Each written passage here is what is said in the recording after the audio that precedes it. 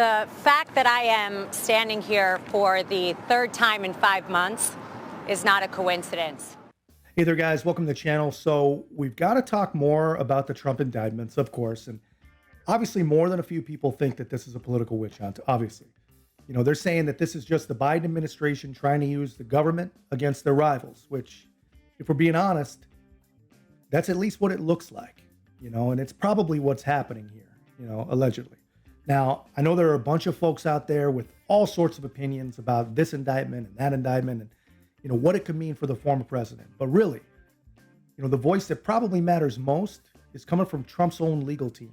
Alina Habba is Trump's lawyer, and she had a bit of a back and forth with reporters outside the federal courthouse in D.C. She crushed, actually, and answered some questions about this indictment.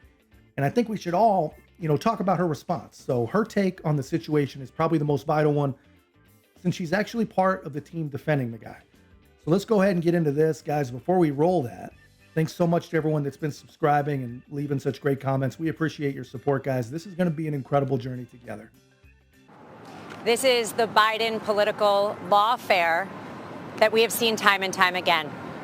It is a deflection from everything that they have done. And if you don't believe me, look at the facts. On March 17th, Hunter accidentally admits that it was his laptop from hell. The next day, DA Alvin Bragg indicts President Trump. June 8th, an FBI document is released showing that the Ukrainians paid the Biden crime family millions and millions of dollars. The next day, the Mar-A-Lago raid and the Mar-A-Lago indictment. Last week, Hunter Biden's sweetheart plea deal fell through when the judge realized it had blanket immunity. The following day, a superseding indictment against Donald Trump. July 31st, Devin Archer goes to testify in front of the House. That was only after they failed to put him in jail prior to the fact. What happens the next day? The January 6th indictment that we're here for today. This is not a coincidence. So here's the thing.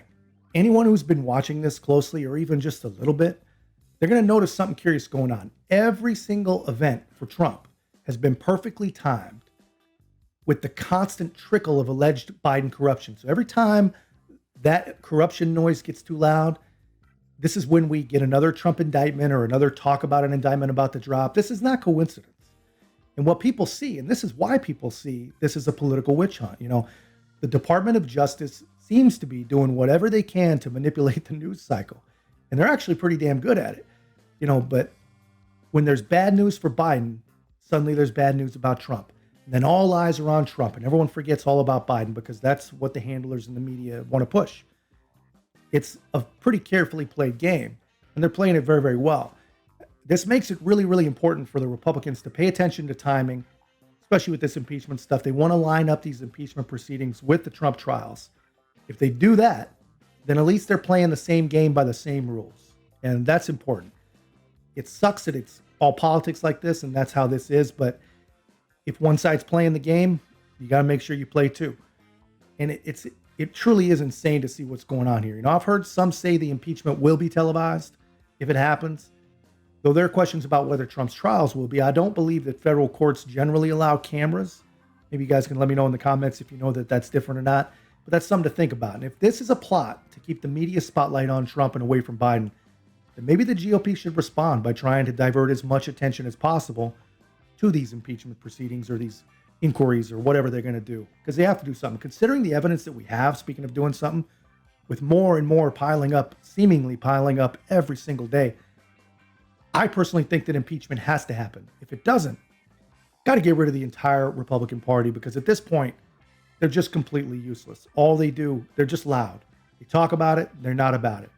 They have to act, they have to do something, you know, to sound like the Democrats. We really, really do have a country to save here. But anyway, deep breaths, see how things unfold. And guys, we got to keep the faith. This is election interference at its finest against the leading candidate right now for president, for either party. She's absolutely right, man. Just look at the polls. They're basically neck and neck between Trump and Biden. And some people in the media and the Democratic Party, they are absolutely losing it about it. They're freaking out. Thing is, man, these indictments against Trump, they don't seem to be causing him as much harm as anyone, myself included, would have expected. At least when it comes to the primary and probably even the general election as well. This really could all backfire. And it's looking like it's going to backfire. What if the establishment, man, what if the Democrats and the media, what if they have played a hand that doesn't really pan out the way they planned? It's fun to watch, but they might actually be creating a monster with this deal. They might actually be creating a monster. Things swing both ways. The pendulum does not go one way. Let me know your thoughts in the comments on that. President Trump is under siege in a way that we have never seen before. President Trump and his legal team and everyone on his team will continue to fight, not for him, but for the American people. I'll take some questions.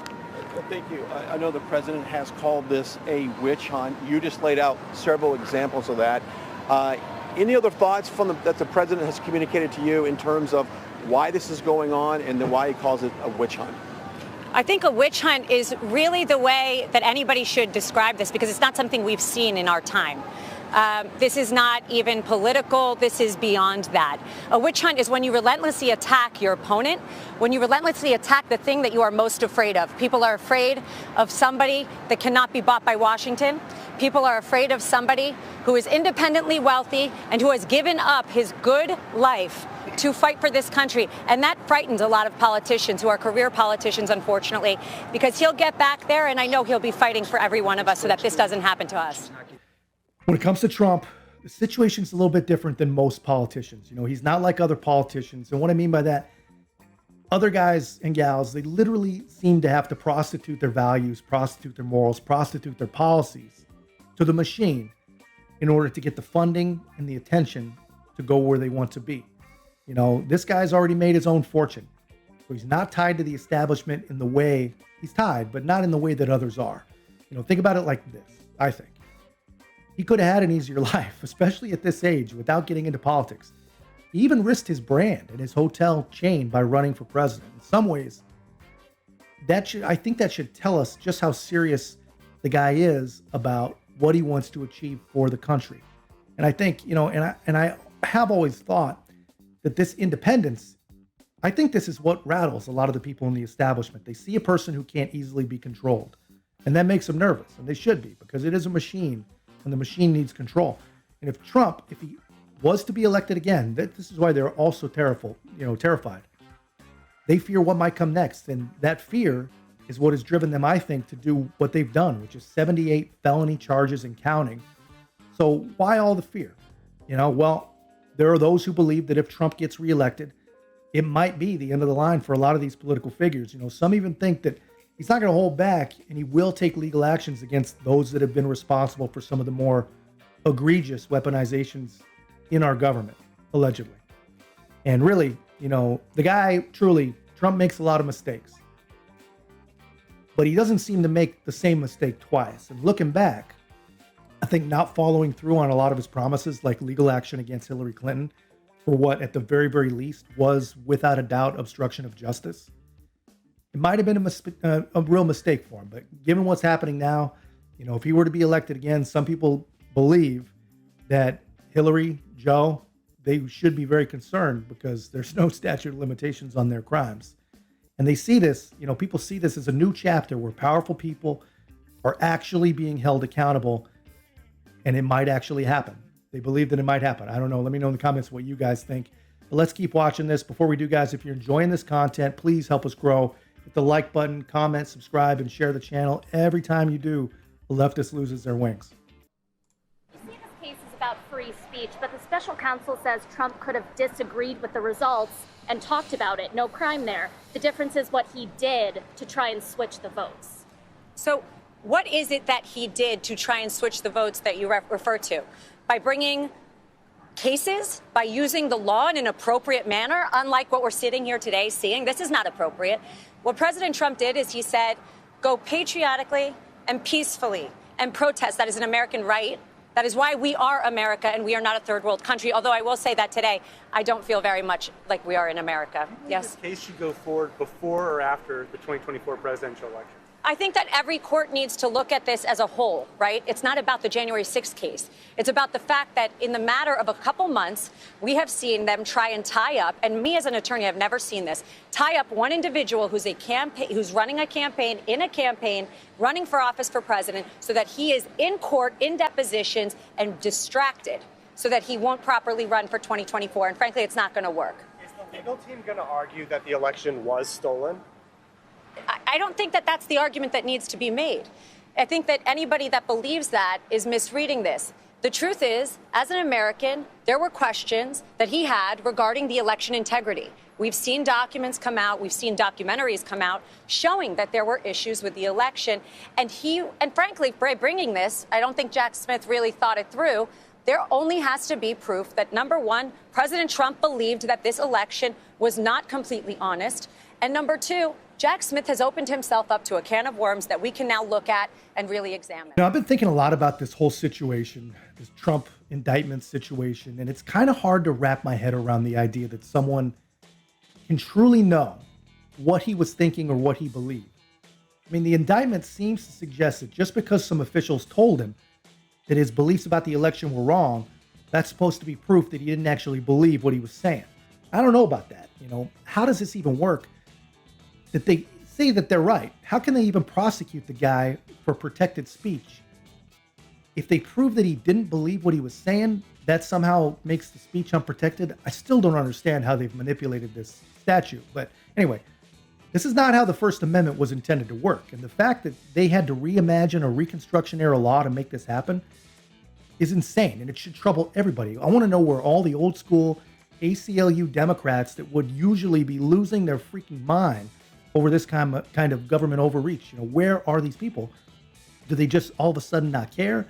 Do they only care about facts, laws, and rights when it doesn't fit their, political beliefs? I don't know.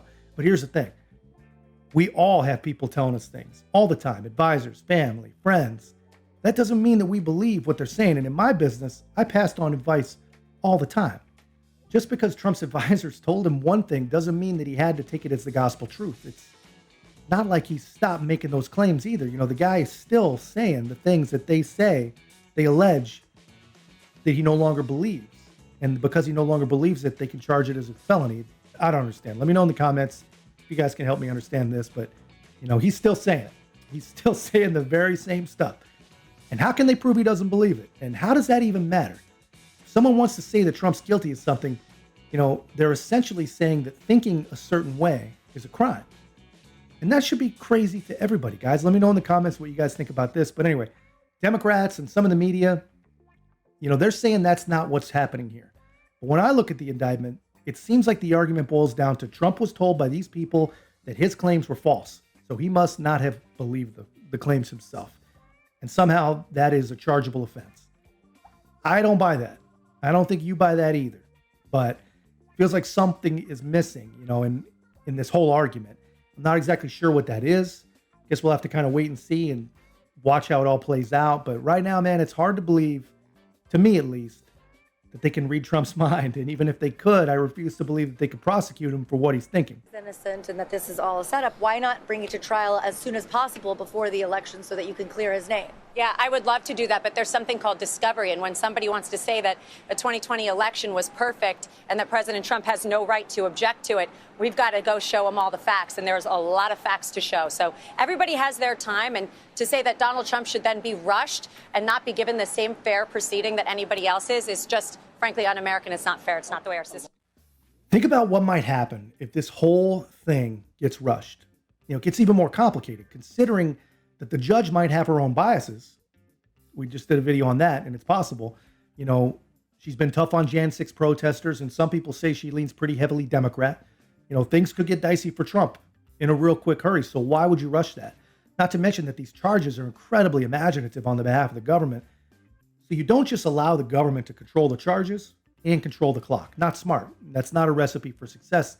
And no matter how innocent you are, if he's found guilty, especially in D.C., where just about everything is one-sided and already stacked against him, man, that'd be a field day for his opponents. They'll be shouting from the rooftops that he's guilty and heading to jail. And let's be honest, running a campaign from a prison cell probably isn't a winning strategy. It's wild to think that a guilty verdict could end up keeping Trump from running for office. And that's a big deal, man. And it could be a game changer for the election.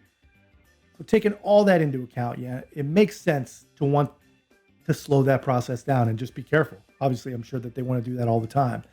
You wouldn't want to rush something this significant, this important. And if Trump were found guilty before the election, it could throw everything into chaos. And I don't mean just for him. I mean the country. It could be pretty wild. And no one wants to see that. Nobody wants to see that. And that's not something, like I said, that anybody wants, no matter what side of the aisle that they're on. It's a tricky situation. No doubt about that. Lawyers who helped him try to overturn the election are unnamed co-conspirators in the indictment. Jenna Ellis isn't. Why do you think that is? I'm not going to speak to co-conspirators or anybody else. I represent President Trump. Let's go one more. Alina, there are a number of, there's testimony and there's a number of aides that have said that the president was made aware that he lost the election and yet continued to argue that it was stolen from him. How do you reconcile those two things? Well, I think that everybody was made aware that he lost the election, but that doesn't mean that that was the only advice he was given. So it sounds like on one hand, some folks were saying, hey, buddy, you got it all wrong. Your theories, they don't hold water. You lost, son. You lost. And that's cool. But on the other hand, apparently he had close-knit group of advisors whispering other things in his ear, the exact opposite. And if we see it from his perspective, Trump could very well just justify himself by pointing out that he had a circle sharing a different perspective, contradicting what the others were saying. And this puts the government in a situation of trying to prove that Trump didn't genuinely believe his own claims.